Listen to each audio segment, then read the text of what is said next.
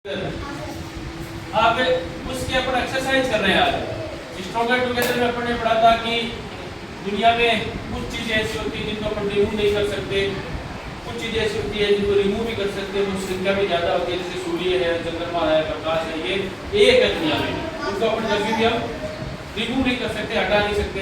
बहुत सी चीजें जैसे गेहूं के दाने हैं, दालें हैं, स्प्राउट्स है, नट्स है, बहुत से पौधे हैं, प्लांट्स है, ये बहुत ज्यादा है, इनकी अपन गिनती कर सकते हैं। आज इस पार्ट की एक्सरसाइज कर रहे हैं इंस्ट्रूमेंट, तो इसमें ये कहा है कि अपने जो क्वेश्चन आंसर है वो मैं आपको सॉल्व करा रहा हूँ।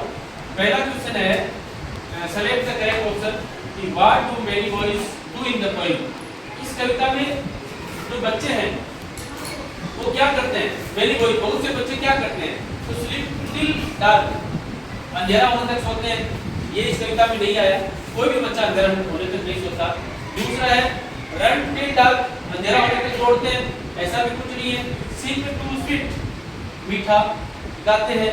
Dance with due, dance with due, वो उसकी बूंदों के साथ नाचते हैं, ऐसा भी लिया है। इसमें सिंग टू स्वीट, सभी बच्चे हैं वो मधुर गाते हैं और अपनी ध्वनि को अच्छा बनाते हैं।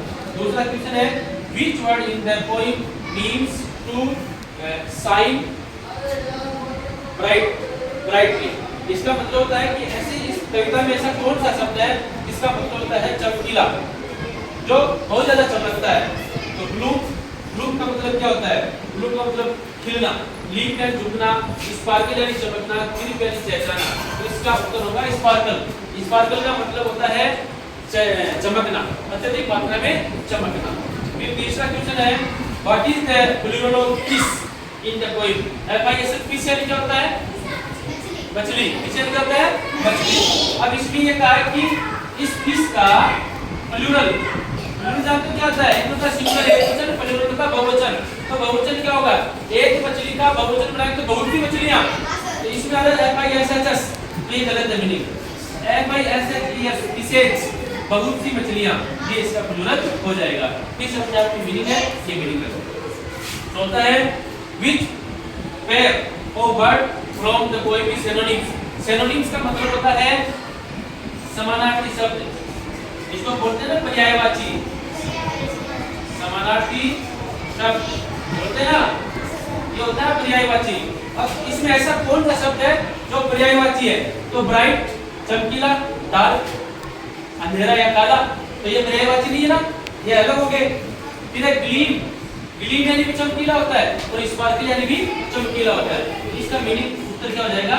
ये ग्लीम यानी चमकीला, स्पार्कल यानी चमकीला। इसमें अपन क्या कर देंगे? बी कर देंगे। फिर है लीप यानी झुकना, सिट यानी बैठना, एक दूसरे के पर्यायवाची नहीं है ना, नहीं है ना, इसका मीनिंग अलग है, इसका मीनिंग अलग है। इसी प्रकार से चीप और साइलेंट, चीप होता है चहचहाना, साइलेंट यानी होता है चुप रहना। तो इसमें बी सही हो जाएगा। ठीक है, ये क्वेश्चन आप इनको देखो, समझो, उत्तर